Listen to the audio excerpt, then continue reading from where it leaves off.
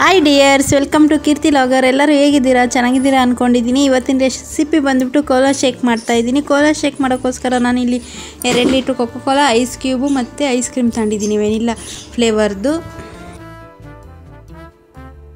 ಇವಾಗ ಯಾವ ರೀತಿ ಮಾಡೋದು ಅಂತ ನೋಡೋಣ ಬನ್ನಿ. ನಾನಿಲ್ಲಿ 1 ಲೋಟಕ್ಕೆ ಕೊಕೋ ಕೋಲಾ ಬಿಟ್ಕೊತಾ ಇದ್ದೀನಿ. ಈ ಸಮ್ಮರ್ ಸೀಸನಲ್ಲಂತೂ ಇದು ಮಾಡ್ಕೊಂಡು ಕುಡಿತೀರಿ, ಚಿಲ್ಲಾಗಿರ್ಬೋದು.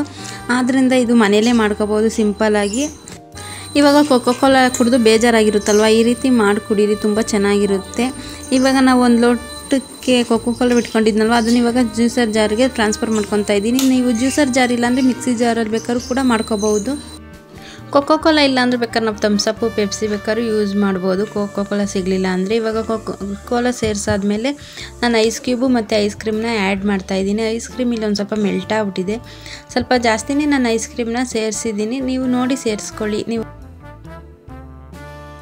10 ರೂಪಾಯಿದು ಐಸ್ ಕ್ರೀಮ್ ಬರುತ್ತೆ ನೋಡಿ, ವೆನಿಲಾ ಫ್ಲೇವರ್, ಅದನ್ನು ಸೇರಿಸಿದ್ರು ನಡೆಯುತ್ತೆ. 1 ಲೋಟ ಕೊಕೋ ಕೋಲಾ, 1 ರೂಪಾಯಿದು ವೆನಿಲಾ ಫ್ಲೇವರ್ ಐಸ್ ಕ್ರೀಮ್ ಸೇರಿಸ್ಬಿಟ್ಟು ಇದು ಮಿಕ್ಸಿ ಜಾರನ್ನ ಕ್ಲೋಸ್ ಮಾಡಿಬಿಟ್ಟು ಚೆನ್ನಾಗಿ ಬ್ಲೆಂಡರ್ ಮಾಡ್ಕೋಬೇಕು. ಒಂದು 5 ರಿಂದ 10 ನಿಮಿಷ ಚೆನ್ನಾಗಿ ಮಿಕ್ಸಿಯಲ್ಲಿ ಬ್ಲೆಂಡರ್ ಮಾಡಿಕೊಂಡ್ರೆ ಐಸ್ ಕ್ರೀಮ್ನು ಮತ್ತು ಕೊಕೋ ಕೋಲಾನ ಕ್ರೀಮಿಯಾಗಿ ಚೆನ್ನಾಗಿರುತ್ತೆ. ಅವಾಗ ಕುಡಿಯೋಕ್ಕೆ ಸೂಪರಾಗಿರುತ್ತೆ. ಇವಾಗ ನಾನು ಅದನ್ನು 1 ಲೋಟಕ್ಕೆ ಟ್ರಾನ್ಸ್ಫರ್ ಮಾಡೋಕ್ಕೋಸ್ಕರ ಇಲ್ಲಿ ಒಂದು ಗಾಜಿನ ಲೋಟ ತಗೊಂಡಿದ್ದೀನಿ. ಈಗ ಐಸ್ ಕ್ರೀಮ್ನ ಇದಕ್ಕೆ ಸುತ್ತಲೂ ಸ್ಪ್ರೆಡ್ ಮಾಡ್ಕೊತಾ ಇದ್ದೀನಿ. ಕುಡಿಬೇಕಾದ್ರೆ ಚೆನ್ನಾಗಿರುತ್ತೆ, ಅದಕ್ಕೋಸ್ಕರ. ಇವಾಗ ಸಮ್ಮರ್ ಸೀಸನ್ನು, ಮಕ್ಕಳಿಗೆಲ್ಲ ಹಾಲಿಡೇ ಇದೆ.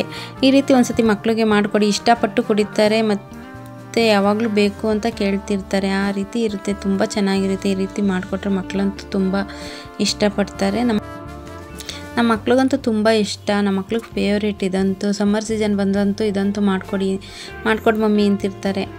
ಆದ್ದರಿಂದ ನೀವು ಈ ರೀತಿ ಒಂದು ಸತಿ ಮಕ್ಳಿಗೆ ಮಾಡಿಕೊಡಿ, ತುಂಬ ಇಷ್ಟಪಟ್ಟು ಕುಡಿತಾರೆ. ನಾವು ಮಕ್ಕಳಿಗೆ ಆಗಿರ್ಬೋದು ಇಲ್ಲ ನಾವೇ ಆಗಿರ್ಬೋದು ಈ ರೀತಿ ಮಾಡ್ಕೊಂಡು ಕುಡಿಯೋದ್ರಿಂದ ಆರೋಗ್ಯ ಚೆನ್ನಾಗಿರುತ್ತೆ. ನೀವು ಈ ರೀತಿ ಒಂದು ಸತಿ ಟ್ರೈ ಮಾಡಿ ನೋಡಿ, ನನಗೆ ಯಾವ ರೀತಿ ಬಂತು ಅಂತ ಕಮೆಂಟಲ್ಲಿ ತಿಳಿಸಿ. ಕೋಲಾ ಶೇಕ್ ಮಾತ್ರ ತುಂಬ ಚೆನ್ನಾಗಾಗಿತ್ತು. ಕೊಕೋ ಕೋಲಾ ಮತ್ತು ಐಸ್ ಕ್ರೀಮ್ ಇದ್ದರೆ ನಾವೇ ಪಟಾಪಟ್ ಅಂತ ರೆಡಿ ಮಾಡ್ಕೋಬೋದು ಕೋಲಾ ಶೇಕ್ನ. ಇವಾಗ ಕೋಲಾ ಶೇಕ್ ರೆಡಿಯಾಗಿದೆ. ಇದಕ್ಕೆ ಕ್ರೀಮಿ ಥರ ಇರುತ್ತೆ ಲಾಸ್ಟಲ್ಲಿ. ಮಿಕ್ಸಿ ಜಾರಲ್ಲಿ ನಾವು ಬ್ಲೆಂಡರ್ ಮಾಡ್ಕೊಂಡಿದ್ದಲ್ವ, ಅದನ್ನು ಇದಕ್ಕೆ ಸ್ಪ್ರೆಡ್ ಮಾಡಿ ಚಾಕೋ ಪೌಡ್ರ್ ಇದ್ದರೆ ಚಾಕೋ ಪೌಡ್ರನ್ನ ಹಾಕೋಬೋದು.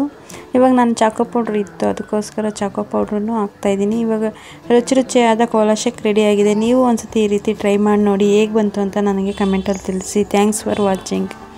ನೆಕ್ಸ್ಟ್ ವಿಡಿಯೋದಲ್ಲಿ ಸಿಗೋಣ. ಬಾಯ್, ಟೇಕ್ ಕೇರ್.